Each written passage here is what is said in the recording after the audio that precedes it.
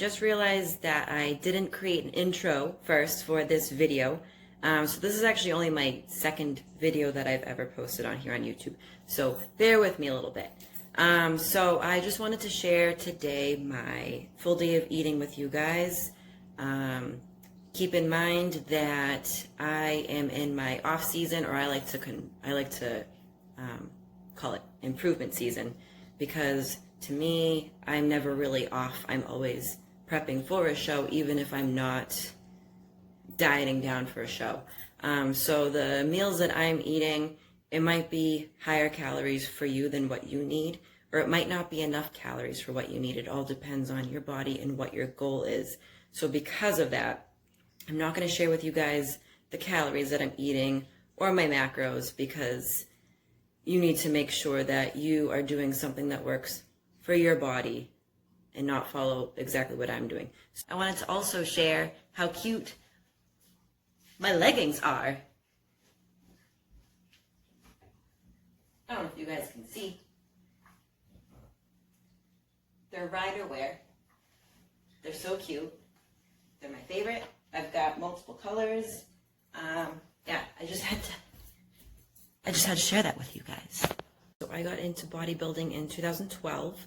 My first few years of bodybuilding, I always kind of had the mindset of you need to eat lots and lots and lots of meat. I used to eat tons of chicken, tons of ground turkey, tons of eggs. Never really been big into like red meat because it's always bothered my stomach. A few years in, back in 2016, I started having some serious stomach issues, like just stomach pains, and I couldn't figure out what was wrong. I cut out dairy, I cut out gluten, soy, nuts, seeds, acidic foods, everything you could possibly think of that could maybe be an irritant, and I couldn't figure out what was wrong. I went to the doctors. They weren't able to help me. And so just for the heck of it, I was like, you know what? I'm going to try cutting out chicken and ground turkey and only having fish and eggs. So I was technically lacto-ovo-pescatarian. I did that for 3 years, and I noticed a big difference in how my stomach felt and how I felt overall. But I still wasn't fully satisfied with how I felt. I still would feel irritated and like my stomach. And then I always wished that I could cut those things out and go vegetarian or vegan or something like that, but I never thought that I could do it. I didn't think I would be able to get enough protein. I didn't think I would like the foods. And then in October of 2019, I watched the documentary, The Game Changers, and that's what made me finally decide, you know what, I'm just going to try it out just for a week, just see what happens, see if I feel better. If I don't feel better, I'll go back to pescatarian, because I didn't feel terrible that way, but I just wanted to see if I could do something more. And so up until August of 2020, so about, yeah, November of 2019 was when I completely made the switch to vegan. And so 9 months, for 9 months long, I was vegan. I felt really good. I made sure to track my my weight. I bought a body fat scale. I also made sure to really be good with tracking my workouts and my strength, to make sure my strength didn't go down, because I had the fear of losing muscle. You know, I've worked so hard to build the muscle up that I do have. And so I found that everything about maintained, if not got better.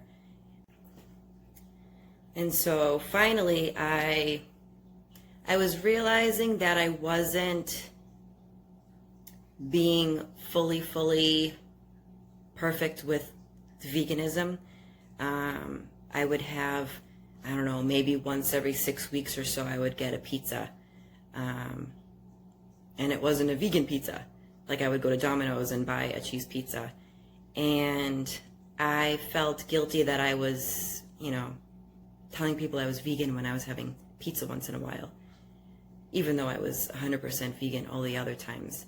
So recently, just within the past month, so yeah, so like end of August, beginning of September, I now consider myself vegetarian, usually vegan, but vegetarian because once in a while I'll have some cheese, or I might have eggs, but I try to not do it often because I just don't really have the desire for it anymore like I used to have. I think that was my biggest fear, was when I decided to switch, was I loved eggs. Like I could eat eggs for every single meal because I love them so much. And so when I cut them out, it probably took me about 1 or 2 weeks to like not really care to have them anymore. I tried doing like alternatives where I would do, I would make eggs from soft tofu, because you can kind of like mash it up and it almost makes like scrambled eggs. But I just didn't care for that. So I found other things that I really like for my breakfast and things like that. I think the biggest thing to keep in mind is when you decide to go on this journey, if you're going to just try it out, maybe you just want to incorporate more plant-based foods, whatever the case, just make sure to track your protein and your calories. I think those are the two biggest things. I don't really focus so much on the carbs and fats unless I'm training for a show.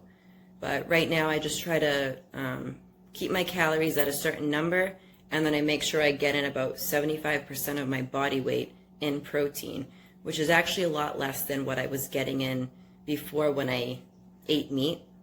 I used to get in more than 1 gram per pound, and I'm probably getting in about 50 grams less than what I was getting in before, and I feel a lot better. I have more vascularity, I have better strength, my weight has stayed at a really good place. I'm about 15 pounds lighter than where I was at my heaviest when I ate meat, and it hasn't been hard to keep my weight where it is, while before I would gain weight really easily. I do have an underactive thyroid too, which doesn't help, but I don't like to use it as an excuse. So I think the biggest thing is finding what works for you and your body. Everybody's different. Some people, maybe their bodies won't react well with eating plant-based, and that's totally fine. One of my other big fears that I had when I decided to make the switch was I always felt like I was carb sensitive, and I was worried that when I switched to, eating a lot more beans and plant-based meats, which are made from plants, so they're obviously carbs, it's not just protein. I was worried that I was going to get either fat or really squishy, and I haven't had any of that happen. I actually lost weight when I first made the switch, and I wasn't even intentionally trying to lose weight, so I got worried that maybe it was muscle mass, and then I bought my body fat scale, and my muscle maintained while my body fat went down, so I think that's amazing. So in my meals that I'm going to show with you guys today, I'm going to go through a whole day of everything that I eat. I'm not going to give you my macros just because I don't want you guys thinking that you need to follow the same macros that I follow. Everybody's different. The calories that I'm in my off season right now. I'm like pretty deep into off season. So I'm in the process of doing a reverse diet. So I'm slowly increasing my calories so that when I do start prep, I'll be at a good place and I'm not cutting down to eating pretty much nothing by the end. I want to end my prep on a good note, and just not mess my body up, because bodybuilding, it is a hard sport on your body and your mind. So I also like to make sure that when I plan out my meals, one of the biggest things that makes it easier is if you figure out what's going to be your protein source first. Where are you going to get your protein from? So for breakfast, I usually will either do the meal that I'm going to show you, which is tofu, some toast, some fruit. I might do that, or I might do that. That would be a meal if I'm like feeling kind of hungry. If I wake up in the morning, I'm not really too hungry, I might just have some fruit and a protein shake. And if I'm kind of feeling somewhere in between or want something maybe a little more filling, I would probably do some oatmeal, and then I like to add protein powder to that to flavor it, and to also get into more protein. So there's tons of options out there. There's vegan bacon, there's vegan eggs, there's vegan sausages. If that's the route you need to go to make the transition, there are lots of ways to make it easy. You don't have to completely feel like you're missing out on things that maybe you enjoyed eating. Say you love burgers, there's vegan burgers that are really delicious. So you don't have to feel like you're missing out. I try to keep my processed foods pretty minimal. So I do eat some of the vegan meats, but I try to limit it to like maybe once a day, if not less than that. But I think if you're trying to make the transition, it's something that you really want to do, it could be a good way to start so you don't feel like you're making such a big change. So here's my first meal today. Here I have 4 ounces of tofu. I've got 2 slices of Dave's Killer bread, and there's some sugar-free jelly on top, some cinnamon, and some raspberries.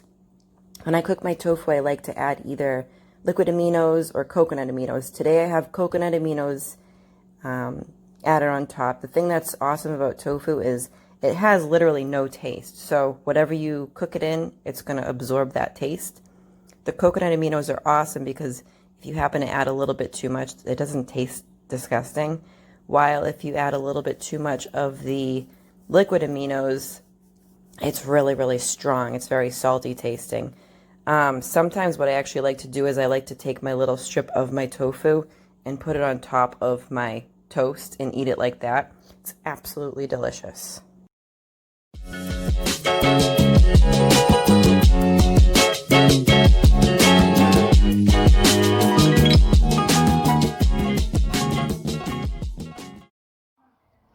I always like to make sure that I foam roll at the very beginning of my leg day after I do a little bit of a cardio warm-up. My reasoning behind this is because foam rolling breaks up the fascia, and basically you have fascia which lines over your muscle. So when your fascia is tight, it's going to prevent your muscles from being able to expand. So when you foam roll, it's going to help to break up the fascia, which is then going to make it so that your muscles can expand and grow more. I like to make sure that I always go over the outer part of my thigh, your IT band. I also go over my quad. I go over the inner thigh a little bit. And then for the hamstrings, it's hard to really get deep in there with the foam roller, so I usually like to use a ball. I also use it on the glute to loosen all of that up. Foam rolling, I know everybody hates it, but there's a lot of benefits to it. As you do it more, it's less painful. The more you do it, it's going to help to release tension in your muscles. It's going to help to relieve muscle soreness. And it will also, over time, improve your flexibility and your range of motion.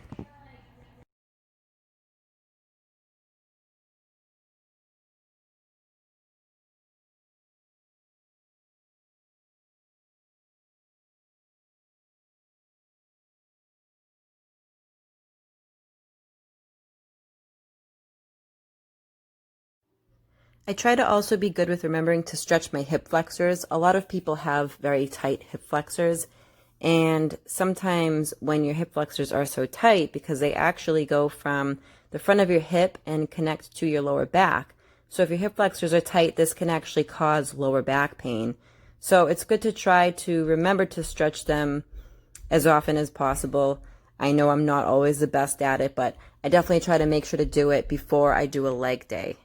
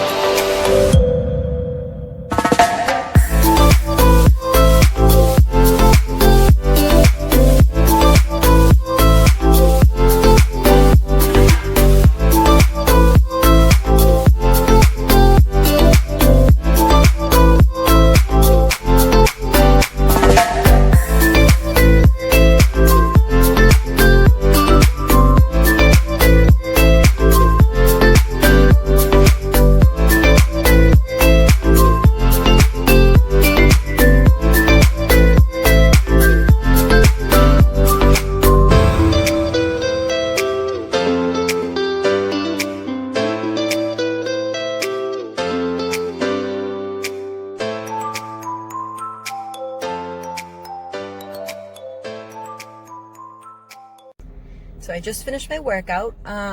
So I'm gonna, when I go get home, I plan on having a protein shake, and I'll probably add some fruit to it. Usually after my workout, I usually like to either have a shake if I'm not feeling too hungry, which I'm not really that hungry right now. Or otherwise, I usually will do like white rice with some tofu, seitan, something like that. What I also forgot to mention previously was that you want to always make sure that you are drinking plenty of water. This applies to everybody. So I like to try to shoot for, or I tell my clients to shoot for, whatever your body weight is, try to have half of that in ounces. For myself, I do a little bit more than that. Right now I'm currently having about 3/4 of a gallon. Once I get into show prep, I usually will be doing a full gallon. I personally prefer to track with my water jug because it just kind of helps for me to know where I'm at throughout the day. So like right now I'm a little bit more than half a gallon down. Because for me, otherwise, like if I'm trying to like do water bottles and I have to add up how many I had, I'm not going to remember. So being able to see where I'm at with my gallon jug, that helps a lot. So drink that water. And especially if you are choosing to go plant-based, you want to make sure that you are getting plenty of water because it's going to help to digest all of the fiber that you're eating. So if you're eating a plant-based diet and it's a nice, clean, healthy plant-based diet, you're going to be getting in a lot of fiber. And so you're going to be feeling, probably for the first couple weeks, you might feel bloated because of it. And also, even if you aren't plant-based and you're just eating a lot of protein, you need water to break down the protein. So drinking water, plenty of it, is very important for everybody.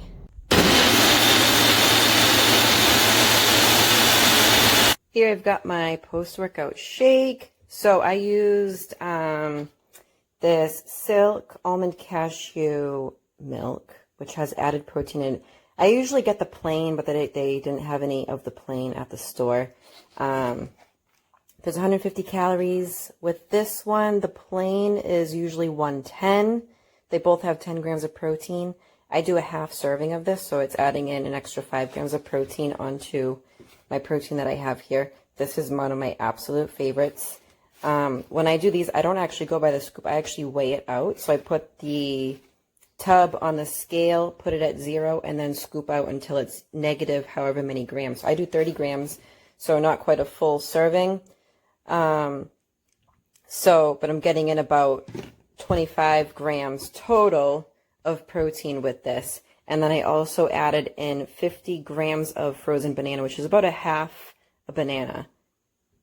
So this is my next meal. I'm keeping it kind of light just because I'm not really that hungry right now because I had my shake about an hour ago. And the only reason I'm eating right now is because I'm about to head into work. And so I need to have a little bit of something just to hold me over until I get out. So I've got 65 grams of sliced cucumbers. I've got 65 grams of chickpeas. I've got 50 grams of cherry tomatoes. And then these pieces right here are tofurkey. So it's basically almost like turkey slices that are made from tofu. I added just a tiny light little drizzle of this on top. So it's almost like a nice light little salad. So my next meal that I have here is 50 grams of white rice. I've got 55 grams of frozen pineapple, and I've got 28 grams, which is a half serving, of the Longev plant-based protein crumbles. So for the white rice, I just use minute white rice just because it's just easier for me. And then I love these protein plant crumbles so much because a lot of plant-based proteins are really, really high in carbs and not as high in protein. But these, so for a half a serving, which is 28 grams that I do, 110 calories, only 3 carbs, and 20 grams of protein, which I think is amazing. The ingredients are very simple, and they're pretty easy to make too. So it's basically just dried It's dried up in here. I weigh it out. I add some water. Usually I'll microwave it and then I throw it on the pan just because otherwise it's kind of soft. And throwing it on the pan just kind of crisps it up a little bit so it's not so soft and squishy. But mixed into rice or veggies or things like that, it's absolutely delicious, and it doesn't have any flavor, so it's going to absorb the flavor of whatever you mix with it. So yeah, pretty simple, pretty easy, awesome. So for my last meal, I'm going to be having a Lenny and Larry's cookie. I don't like to have these too often because they are a lot of calories. For one whole one is 460 calories and 56 carbs and 16 grams of protein. And where are they? 17 grams of fat. So it is a lot of calories, but my calories for the day are pretty low right now. So even after I plug this in, I'm still going to be a little bit lower than I was shooting for. But that's fine. But so I like to actually, when I have these, I like to warm them up in the microwave for like 10 seconds, makes them a little bit softer, and oh my God, they are so good.